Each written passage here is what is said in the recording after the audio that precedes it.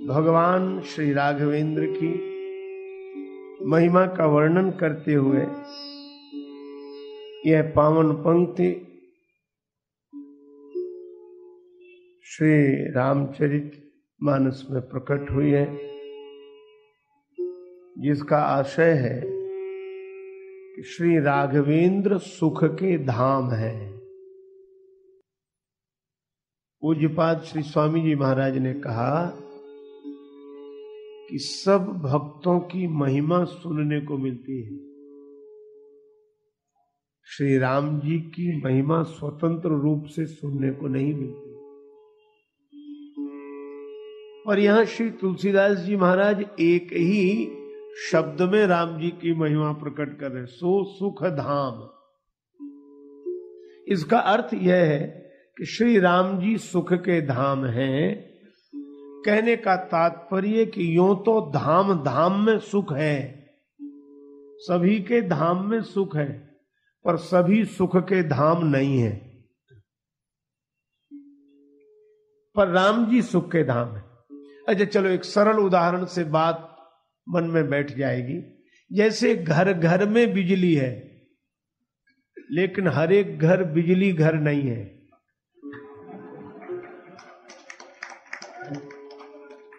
घर घर में बिजली है, लेकिन प्रत्येक घर बिजली घर नहीं है।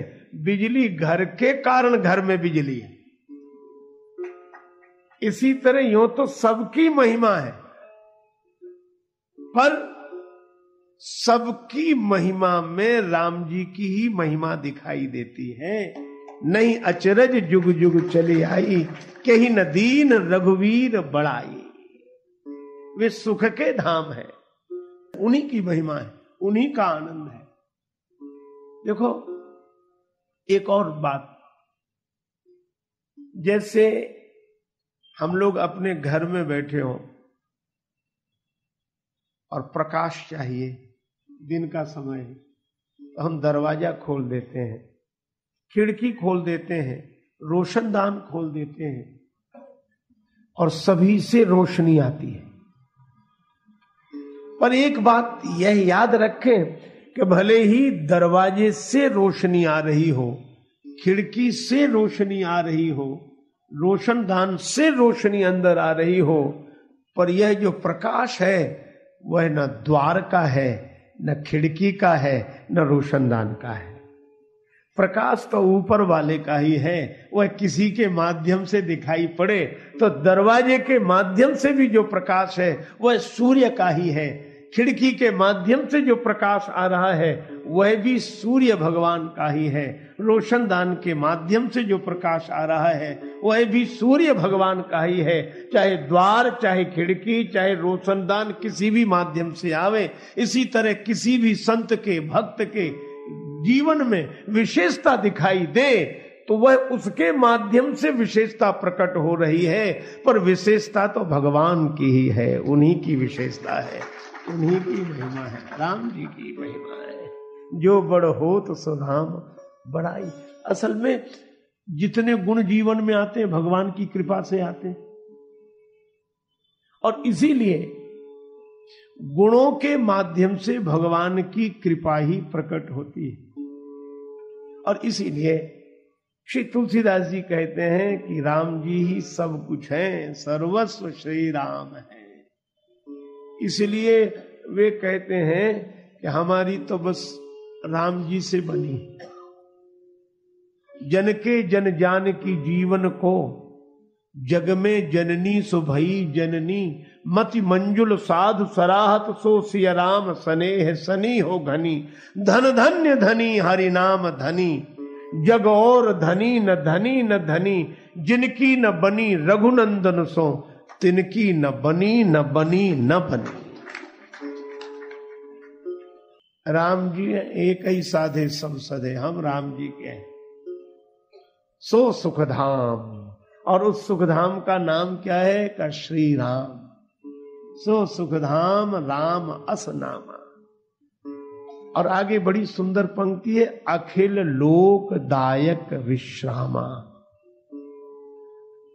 संपूर्ण लोक जिनमें विश्राम पाता है आध्यात्मिक दृष्टि से वे श्री राम सबके परमाश्रय हैं, क्योंकि सबको विश्राम तो उस आत्म स्वरूप में, ब्रह्म स्वरूप में मिलता है। वे श्री राम हैं।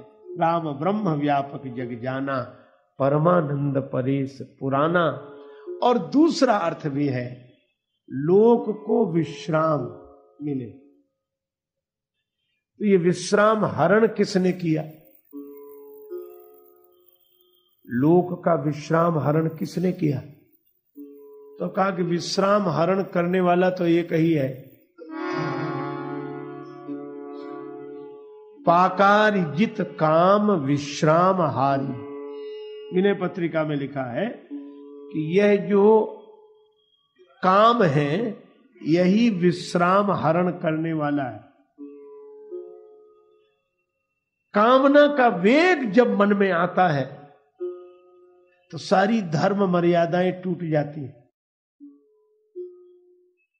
काम का कुप्रभाव जब जीवन में आता है तो चैतन्य की कौन कहे, जड़ जीव तक अपनी मर्यादाएं छोड़ देते हैं। ते निज निज मर्याद तज भय सकल बस काम।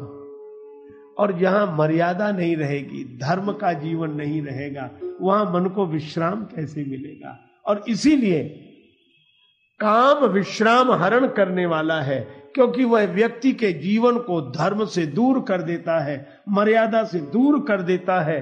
पर राम जी लोक जीवन को विश्राम देने वाले हैं, क्योंकि राम जी का चरित्र व्यक्ति के मन को धर्म और मर्यादा से जोड़ देता है। इसीलिए वे मर्यादा पुरुषोत्तम है। विश्राम पाना हो तो राम जी की शरण, राम जी के चरित्र का चिंतन करें। राम जी के बिना विश्राम नहीं मिलेगा, क्योंकि जहां वासना का वेग है वहां धर्म नहीं है, और जहां धर्म नहीं है वहां सुख नहीं है। सुख चाहि मूढ़ न धर्म रता, और सुख मिलता कहां है? जिमि सरिता सागर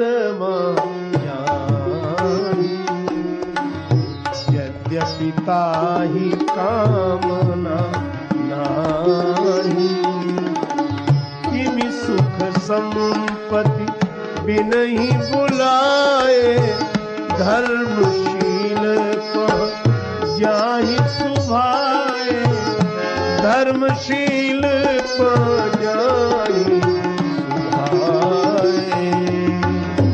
धर्मशील को जाहि सुभाए। भगवान का अवतार भी धर्म की स्थापना के लिए होता है। यदा यदा ही धर्मस्य ग्लानिर्भवति भारत, अभ्युत्थानम अधर्मस्य तदात्मानं सृजाम्यहम्। गीता गायक भगवान श्री कृष्ण कहते हैं, धर्म की स्थापना के लिए मैं समय समय पर अवतार लेता हूं। श्री रामचरितमानस में भी कहा गया, जब जब होए धर्म कह हानि। तो ये धर्म और मर्यादा की स्थापना के लिए श्री राम आए। पर राम जी के लिए वाल्मीकि रामायण में एक वचन है, वहां कहा गया कि राम जी धर्म की स्थापना के लिए आए, धर्म का आचरण करने वाले हैं, इतना ही नहीं, राम जी धर्माचार्य हैं, इतना ही नहीं। राम जी कौन है? का रामो विग्रहवान धर्म। राम जी तो साक्षात धर्म है, धर्म के स्वरूप है श्री राम। मर्यादा पुरुषोत्तम श्री राम धर्म की स्थापना के लिए अवतार लेते हैं, और ऐसा लगता है जैसे धर्म ही अपनी स्थापना के लिए अवतार लेकर राम जी के रूप में प्रकट हुआ हो। तो जहां धर्म है वहां विश्राम है। इसीलिए श्री राम धर्म के स्वरूप हैं और अखिल लोकदायक विश्रामा। भगवान श्री राम की इस महिमा का मन में स्मरण करते हुए आगे हम लोग विचार करेंगे। अच्छा देखो, राम जी ने सबको बड़ा बनाया, सबको ऊपर उठाया। अच्छा एक बात बताना, कोई ऊंचा दिखाई देता है तो वह बड़ा है कि जो ऊपर उठाए हुए है वह बड़ा है? अच्छा आप घरों में ही देखते हैं, बालक को गोद में लेकर ऊपर उठाते हैं, तो ऊपर उठाने वाला बड़ा है कि जो ऊपर उठा है वो बड़ा है? इसी तरह जहां जहां हम लोगों को ऊंचाई मिली है और जिसे भी ऊंचाई मिली है, यह ऊंचे होने की महिमा नहीं है, ये तो ऊंचाई देने वाले की महिमा है, और वे श्री राम है, वे श्री राम। आए उन्हीं राघवेंद्र का चरित्र हम लोग इस बार सुने।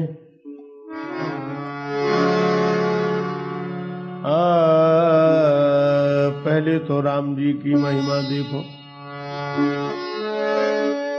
राम जी को बुलाया बस अपने जीवन में, मिल जाओ राम तरस रही अखियां, मिल जाओ राम तरस रही अखियां, तरस रही अखियां, तरस रही अखियां, मिल जाओ राम तरस रही अखियां, मिल जाओ राम तरस रही अखियां। पावन हेतु पतित पावन को, पावन हेतु पतित पावन को, सावन जैसी बरस रही अखियां, मिल जाओ राम तरस रही अखियां, मिल जाओ राम तरस रही अखियां, मिल जाओ राम। बस राम जी को बुला लो, और राम जी मिल गए, फिर किसी को सुधारना नहीं पड़ेगा, सब अपने आप सुधर जाएंगे। केवल एक को बुला लो। अच्छा आप ऐसे समझ लो, जैसे आपको एक एक अधिकारी को संभालना पड़े तो कितनी मुश्किल है। इसे समझाओ माने न माने, दूसरे को समझाओ वो भी माने न माने, एक प्रमुख को बुला ले, और जैसे ही वह प्रमुख आएगा सब अपने आप ठीक हो जाएंगे कि नहीं।